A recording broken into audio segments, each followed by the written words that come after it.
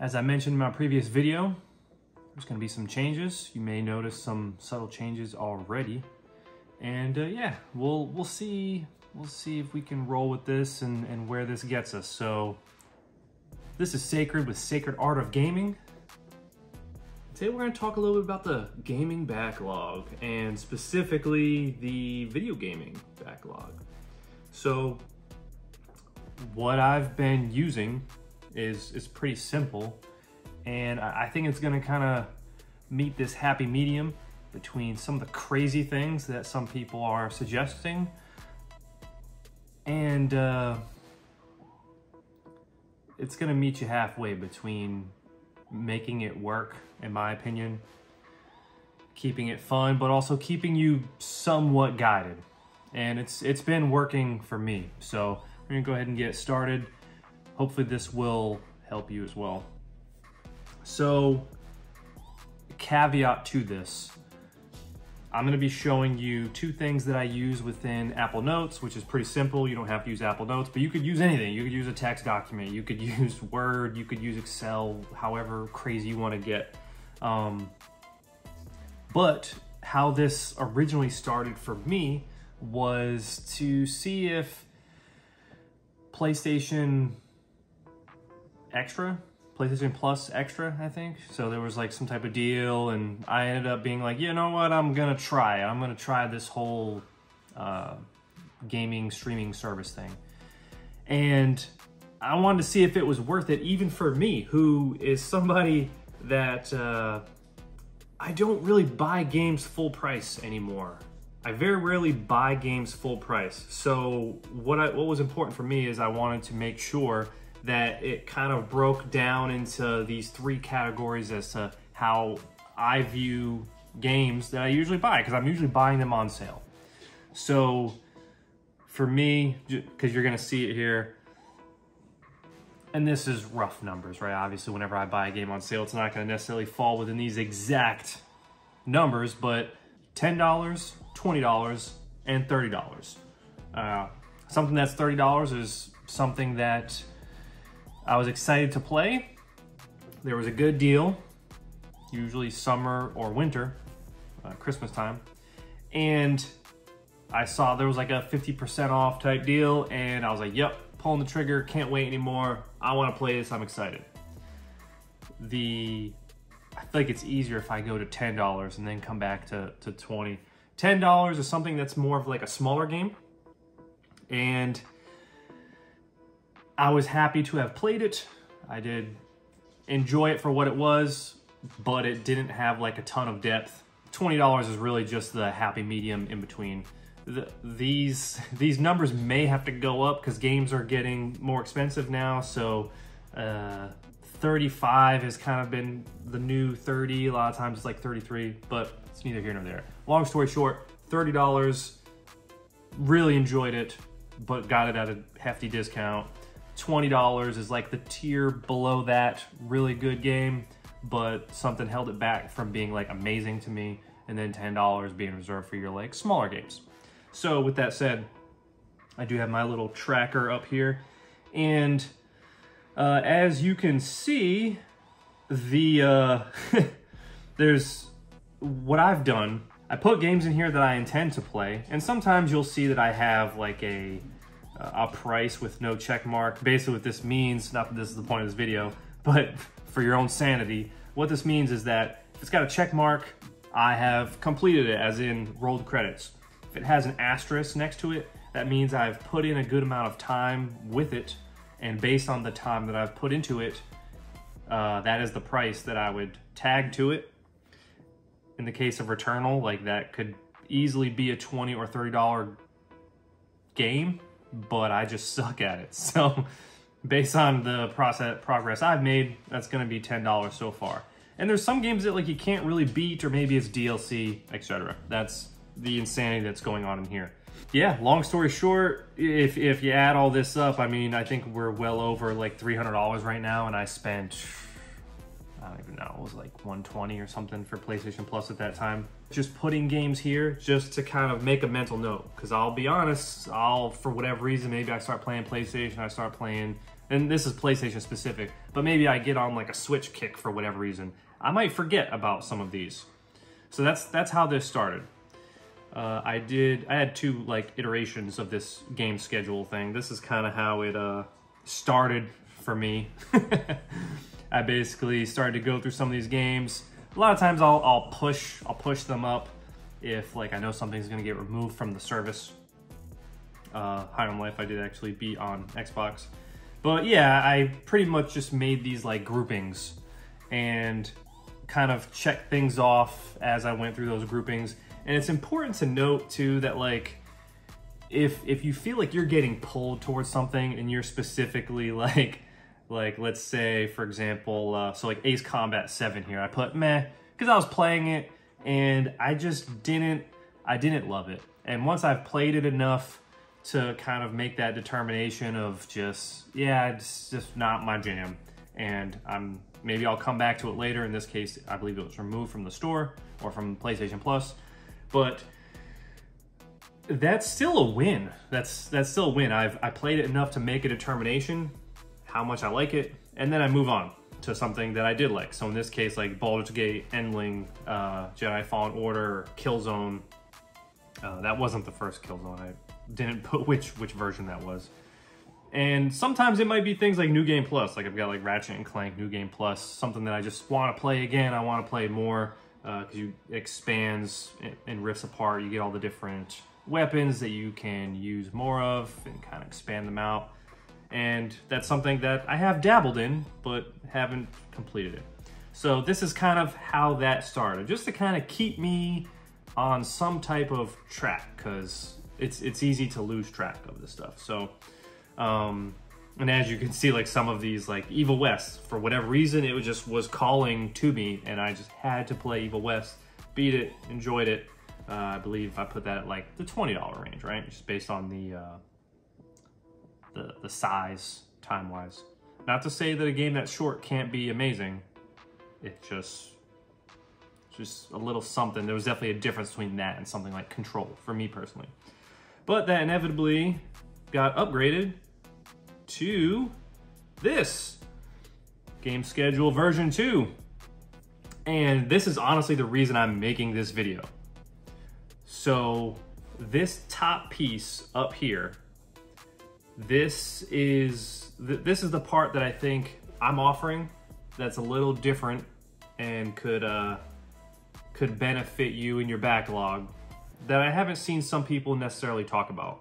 Let's talk about some of the things that this is accomplishing that's important. It's taking your backlog and it's giving you small manageable chunks. So I'm really just looking at this top section, this little chart that I made. And by all means, feel free to, you know, keep things in mind here. You know, I've got the Switch mobile games and Xbox games that, you know, haven't played and you have them through Game Pass, or I bought them or whatever. So keeping them in mind, something also that some people may frown upon this, but it's good for me that I have the amount of hours on there. So small manageable chunks. I like to know how big the game is. In this case, this is the amount of hours roughly to beat that game. And the third thing that I did is I put it into categories that make sense for me, because sometimes I'm in the mood for different things. And let's talk about those different categories.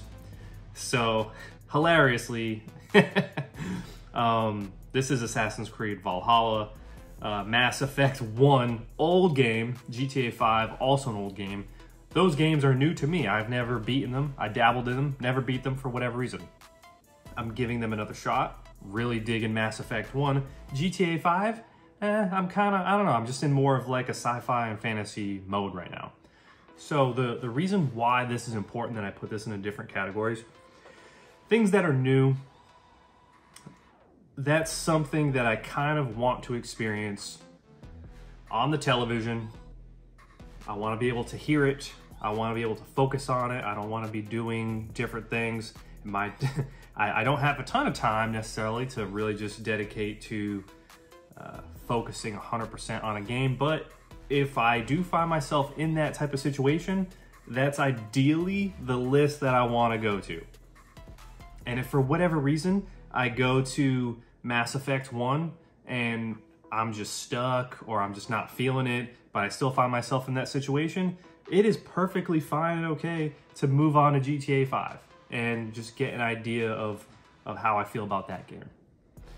However, if I find myself in like a mobile situation where I can play something for a little bit, and maybe I'm also like hanging out with my wife while she's watching a show that she enjoys, that I'm kind of into, but not really. I'm kind of just getting I'm paying attention, but it doesn't have 100% of my attention. Whether I'm using PlayStation Remote Play, Steam Remote Play through like an iPad or something, or just using like a Switch, some type of completely independent mobile device, these are the options that I would go to. So, as you can see, I completed Kingdom of Amalur and I completed Abzu. Abzu was only 2 hours. Kingdom of Amalur, that was actually really long, but it was just something for me to kind of unwind, not think too much about, and be able to play while mobile. If I find myself like outside and also want to game too, or if I'm waiting somewhere, those are the games that I think, okay, maybe I haven't played a mobile game in a while. Let me take a look. All right, let's go back to Subnautica. And then that brings me to the familiar games. Familiar games, and there's probably other ways to say what I'm trying to accomplish here. These are games that I have already played, or the mechanics are very familiar to me. In this case, it is all games that, every single one of these games I've beaten at least once. But sometimes you just have a rough day. Sometimes you have a rough day and you got nothing left. You got nothing left in you, but you know that if you watch TV or you do something that is just not interactive at all, you're just gonna full on fall asleep, but you just don't have the brain power left because you've been receiving headbutts from a small child all day. Maybe you wanna kind of just jump into something that's fun, but has a pretty low cognitive load on you. So for me, that would be something like Outer Worlds, Diablo 4, Ratchet and Clank, Borderlands, Tiny Tina's Wonderlands, right? Greedfall.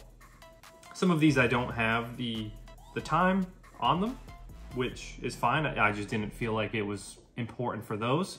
Greedfall I haven't played in a long time, and I would like to play it again before the new one comes out, so that's where I put the time in for that one. And then lastly, this category I feel like may be different for everyone, but I noticed I have quite a few roguelike, Souls-like games, and I know there's a lot of talk about the differences between all these, what those mean, rogues-like, whatever. That's not the point of this. The point of this is that style of game, it's like God of War, Ragnarok, the whole game is not like that, but the DLC is, and I haven't played the DLC yet, but I would like to. So when I feel in the mood for that type of game that kind of is either very punishing or is kind of like small manageable chunks where you kind of like go on a run, essentially, Hades being a perfect example. I essentially go here, Returnal being a good example of that, Sifu as well. That's when I go to this category, right? And man, how sad is it that Elden Ring is kind of weird in that category, but I just haven't beaten Elden Ring yet. As crazy as that might be a whole nother video. So those categories are important, and the time is also important. And here's why the time is important. For me, it may help you as well. Let's say I look at this and let's say I play Mass Effect 1, Abzu. It's not on here right now, but two games that I know are being removed from the PlayStation Store pretty soon is, got them here, My Friend Pedro and Absolver. Those are pretty short games. I don't have the time there, but those are pretty short games, like 5 hours or less, right? In an attempt to feel like I'm making progress kind of get that natural high you get when you check something off or you scribble something off your list here.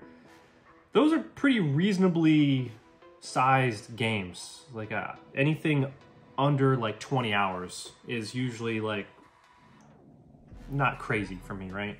So Mass Effect kind of falling into that, although that can get longer for sure. But Abzu is super short. Those other two games I just mentioned, super short. So I will play games like that, and then I might tackle something like Tales of Arise, which is a longer game for me. 40 hours plus, that's pretty hefty. So the perfect example is Baldur's Gate 3. Massive game. My God, the amount of hours that I put into that game, it was a lot. I did not have it in me to play another, like I never would have been able to play Tales of Arise after that. I wouldn't even have been able to play like Sakuna, right? That's kind of longer. Assassin's Creed, 60 hours. Whew, yeah, there's no way. So I like to personally take a break between those massive games and then pepper in some smaller ones. Abzu is not stressful at all. That's a pretty chill game. And then you've got some games like, you know, like Elden Ring, right? I can't pause the game and you die very easily if you make a mistake. Those are just different categories for like what I'm in the mood for. And that's an important note that I just mentioned that I didn't really hit on with the mobile stuff, is that those games, especially if you're using something like streaming PlayStation, if you have like a PlayStation Portal or using the PlayStation mobile app, PlayStation Remote, I think it's called, Xbox, Steam Play, that connection is not, at least for me, is not good the whole time. So something like Baldur's Gate 3 is actually pretty good for that because it's turn-based. Turn-based games are going to be great for that. But as far as, so that I think that's why like Sea of Stars is a perfect example to play a mobile game there. But what I personally try to avoid in a mobile game is something that's like kind of intense, that's very important to have like really good timing. I know there was a game that I thought would have been a good one, and then as I'm playing it, I'm like, what was I, crazy? It wasn't Kingdom of Amalur, just because that game's kind of forgiving. Oh, Diablo 4. Diablo 4, you can't pause. Can't pause Diablo 4, and if you have like a delay, you know, you're supposed to be, you know, hitting your, make sure you do this attack, and then this attack, and this attack, as you get like hundreds of things and you kill all of them all at one time. With Diablo 4, if you have like a delay, you might be thinking you're hitting your buttons, and then next thing you know, with the lag, you're dead. So yeah, that's been my strategy. Small manageable chunks, put them into buckets. So take that, and it doesn't even have to be this intense. I've got like 5 in each category. It could be 2, it could be 3, it could be less categories, it could be 1 or 2 categories, it could be more categories if you want to be wider and more shallow. You can absolutely do that. But yeah, you could definitely track all of the things, kind of like what we have down here, right? I tried some different some different ways of getting an idea of like how I want to play which thing. You know, definitely have an idea of what you have available to you, and then take from that, whether it's monthly, every couple weeks, depending on how much gaming you're doing, and then revisit this list. And then, you know, maybe you watch something on TV and you want to play Fallout because Fallout's on television. Make changes. That's fine. But this is really just to keep you on track. It's not a job. It's really just to keep you somewhat organized.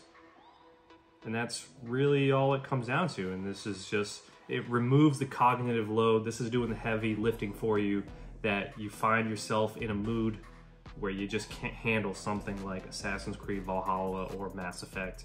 It's just too much. You don't want to think. You just want to unwind. Perfectly fine. If you're familiar with Outer Worlds, fire up Outer Worlds. They just had the next gen update. No, they've had the next gen update for a while. Fallout just got the next gen update. But yeah, if you had it for like PS4 and you want to play on PS5, you can if you have the DLC. Fire that thing up, looks beautiful, and have fun. Thank you guys for watching. Again, this has been Sacred with Sacred Art of Gaming. If you enjoyed this video, don't forget to like, don't forget to subscribe. Definitely are going through like a R&D moment here where I'm just trying to figure out what the best way to take all the ideas that are up here and how to get them all to you guys. So there's definitely some research going on, and there's more to come. Definitely the tabletop category. I feel like I needed more time. However, this was definitely something that has been fresh in my mind, something I wanted to offload to you guys. So I hope you enjoyed that. Let me know down in the comments if any changes you would make, any games that came out recently that's on you want to add to your backlog. And if you think that you could make any improvements to this, different categories, feel free to throw them down there. Thanks for watching.